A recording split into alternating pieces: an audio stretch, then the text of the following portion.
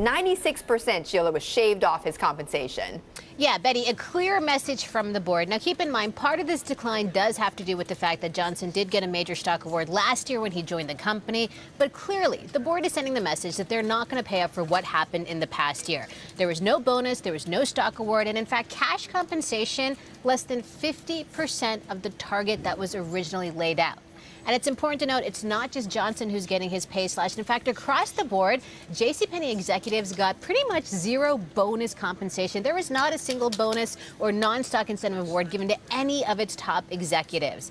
Now, of course, when you consider what's been happening over the past year at Penney, not necessarily a huge surprise. In fact, just take a look at how Johnson delivered 2012 when it came to operating profit. The plan had actually called for $1.1 billion in profits, and operating profits that is, but instead Johnson delivered a massive loss, more than $1 billion. So pretty much an opposite delivery from Johnson here. So Betty, again, clear message from the board about tying compensation to performance. But the question now is, was this enough? In fact, a lot of people are saying that the board didn't go far enough. In fact, if you look through all the filings, you can see that the board is still actually paying for Johnson to have a home security system in his house that cost about $30,000.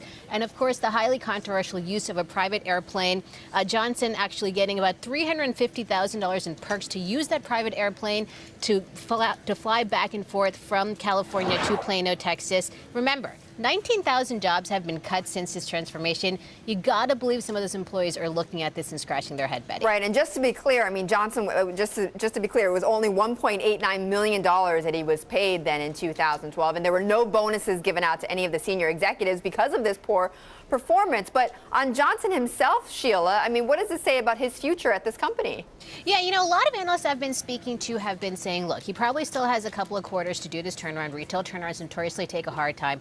But here's the thing. The board right now is between a rock and a very, very hard place. The problem is they've already halfway gone through with this plan. They've already started this rollout. They've already spent a lot of money on it. So the problem is, what do they do now? If they were to take Ron Johnson out, what is that going to mean for all the hundreds of millions of dollars they have already spent on this turnaround plan? What are the vendors going to react? So really a tough, tough place for the board to be in right now, Betty.